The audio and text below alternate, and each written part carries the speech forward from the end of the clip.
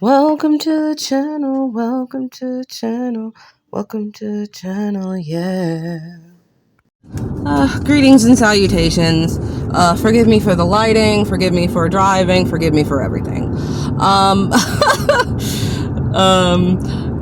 My name is Kamaria, this is Black Siren Creates. We're not creating anything right now besides chaos and confusion. Let's be real. I'm in burnout, so I don't have a lot of journaling content for you right now, but I thought that I would hop on while I'm driving home just to talk about my reading plans for October. So, October is always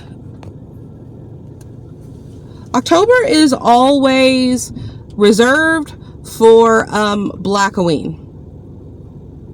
Blackoween is a readathon that's usually hosted by Bree over at Locked Booktition.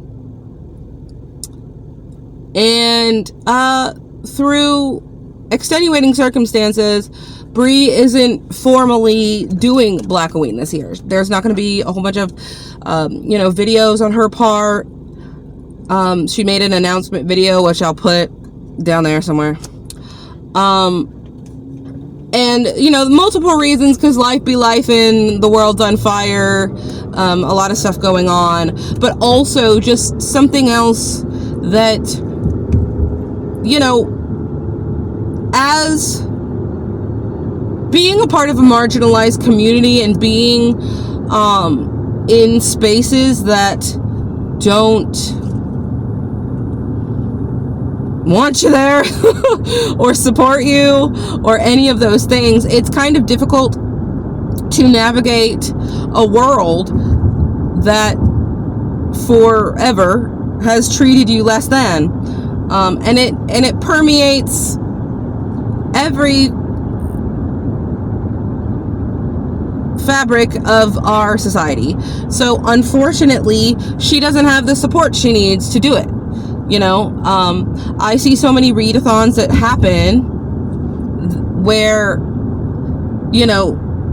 people are hosting, people want to be hosts, people are, doing it, helping. And, she's one person, she has a job, she has a life.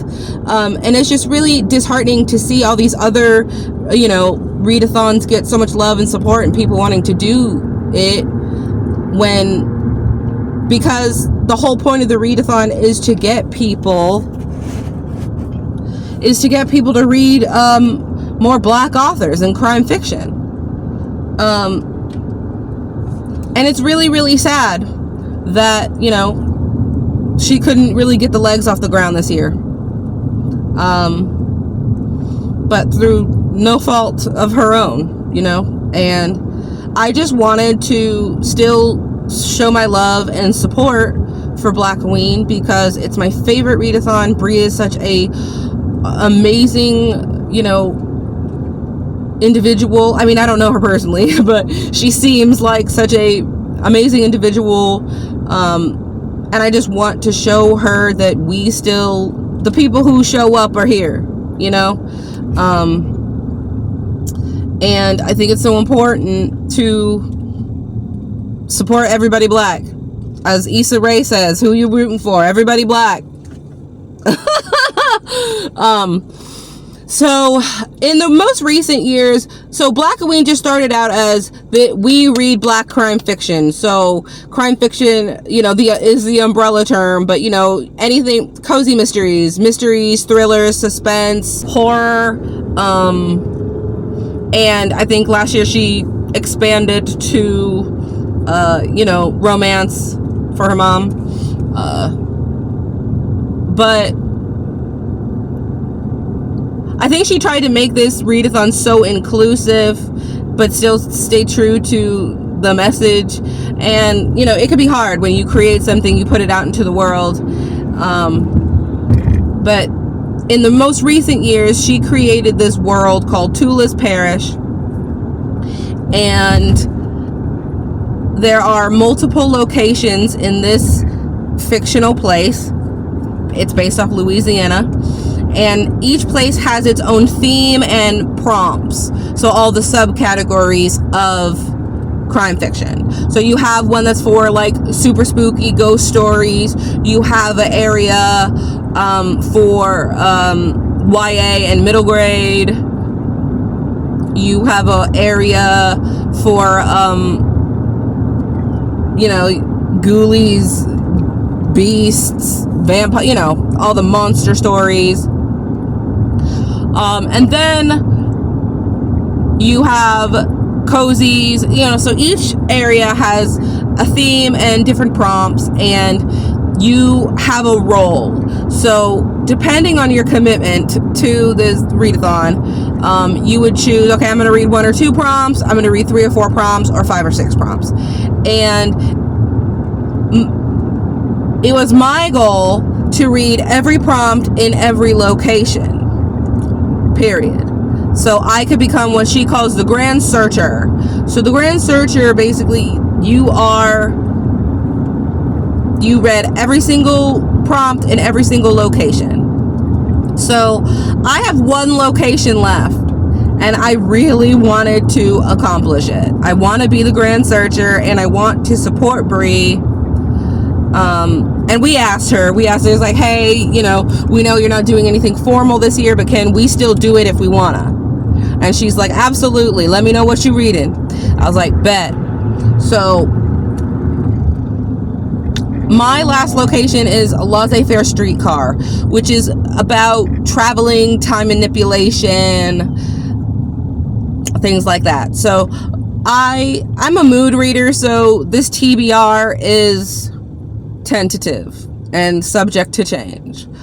So one of the first prompts is a book with time jumps.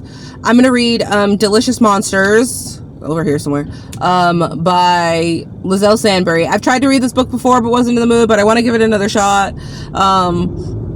It goes in 2 different times, and it goes back and forth between people who lived in this house, but they both either died or went missing, or there's some hinky stuff going on, and you're gonna see what happens to 2 different black women, girls, essentially, and the house is kind of the central figure, but it's time jumping in between 2 different time periods and 2 different women. Then we have Read a Black Classic. I have 2 for these. I want to give Invisible Man a try by Ralph Ellison, and it's one of Bree's favorite books, so I wanted to give it a shot. And then if I don't like that one, I also have Mind of My Mind by Octavia E. Butler, and at this point, Octavia E. Butler is a modern classic to me, and that's the last series that I haven't read by her. She's my favorite author, so I'm going to read that. It's the 2nd book of the Patternist series.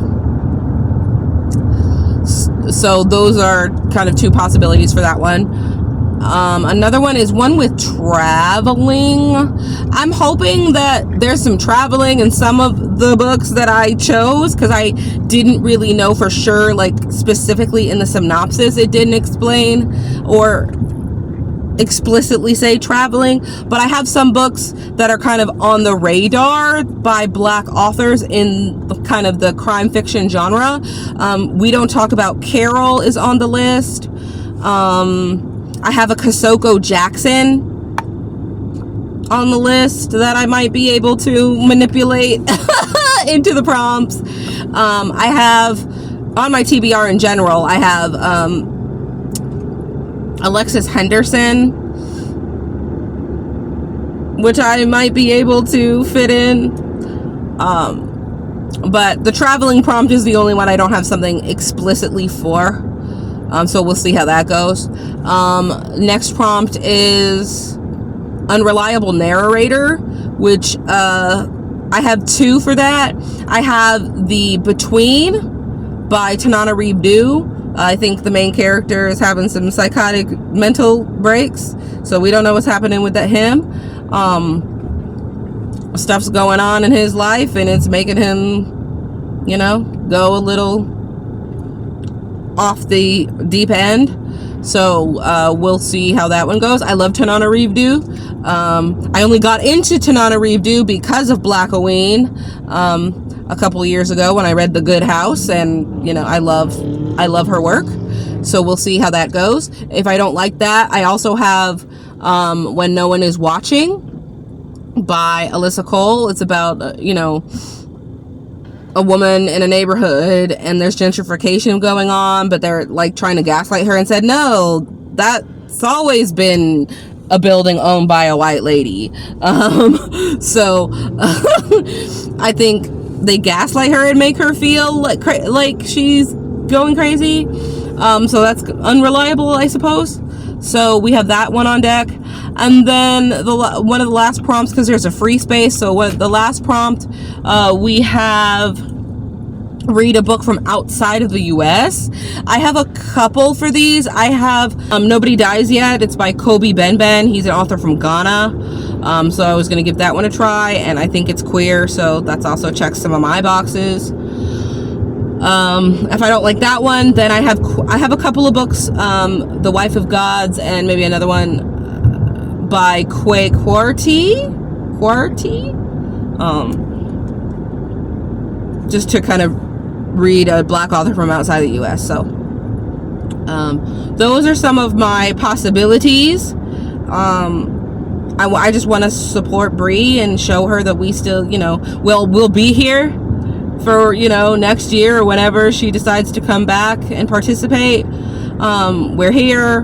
We're going to be here. Like the ancestors, we will survive. We will endure, and we will be here for when she is ready and able to come back. I just wanted to do some shout outs, show that love, and hopefully still spread the message that Bree was trying to put into the world. So that's all I have for you. Sorry for the lighting, sorry for the editing, and the unprofessionalism. But I'll see you in the next one, guys. Bye.